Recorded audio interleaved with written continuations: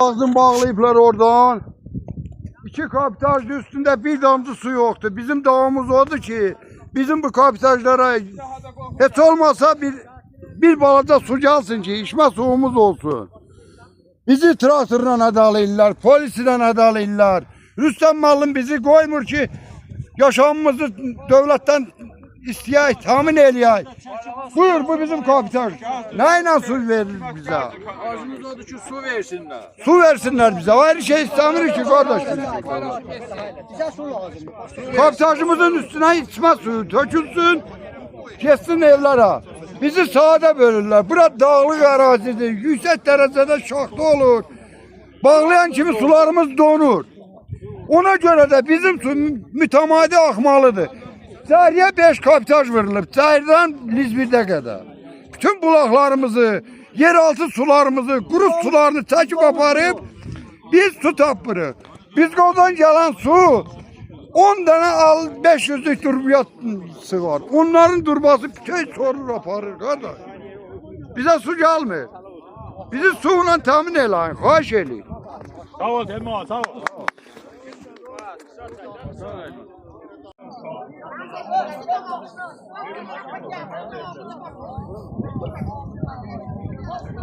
Bizlerin üstüne sürdürüp 25-30 tane varı. Der sür üstüne ayaklacına. Hiçbir Zahir'in su atsın. Bütün dere tapanın suyu yığıp aparırlar Zahir'e.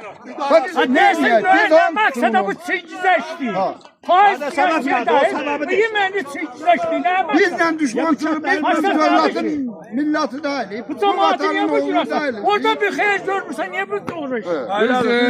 Nadı bu Zəhrin kaptajıdır, üstünde su var. Bir ona içti. Ya su durub artığı gedir bizə, biz de onu istəyirik. Deyir ki, 5 tane Zahir'in Zahir'den faize kadar, Lizbir'de kadar 5 kaptajı var. Tüm suları, bütün bulakları götürüp aparır. Mesela Verlə su balık kıraktan aktı. deyende de deyirler ki Zahir'den çeşmeyin, yolu kasın. Dedi də Zəhirdə onda çeşmə. Zahir'den çeşmeyin. Zahir'den onda size yol verir. Gayrı gelsin alamam 25 hektar torpağım.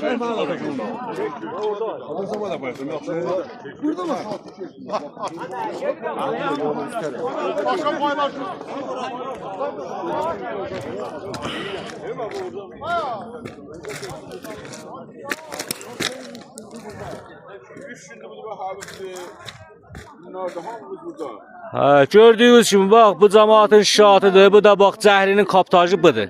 Zəhrinin kaptajı su göllərinin üstündə dururdu. Bax su göldür. Yəni durba çəkmir. Yəni durba aldığı qədər alıbdı.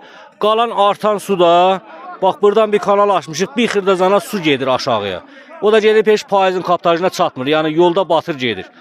Bax aşağıda da gördüyünüz kimi bax aşağıda da dillaj veriblər. Əlavə buradan kaptaj çəkir, aşağıda da dillaj çəkir. Bizə payızın kaptajına su girmir. İndi birazdan nə çəkəcəyik, payızın da kaptajını çəkəcəyik. Baxın görün, payızın kaptajına su girir ya girmir. Xahiş edirik bu məsələ haqqında bir tədbir görəsiniz yəni. Baxın bu Zəhrinin kaptajıdır. Bax Zəhrinin kaptajının üstündə olan suya baxın. Bax Zəhrinin kaptajından çıxan suda bu qədərdir. Bax bu qədərdə su hələ vermişik, artıq qalanıdır. Bu da hələ heç gedib bizim kaptaja çatmır. Elə yolda batır gedir. İndi bundan şahid edirlər ki, güya payız Zəhrinin suyun kəsib, kaptajının suyun kəsib ötürübdür ki, payızın kaptajının üstünə. Zəhrinin kaptajının üstündəki suya baxın, bax göldür. İndi birazdan gedib indi aşağında çəkəcəyik, payızın da kaptajını çəkəcəyik. Baxın görün, payızın kaptajına bir damcı su girir ya girmir. Bir damcı su girmir payız kaptajına. İndi birazdan çəkib onu da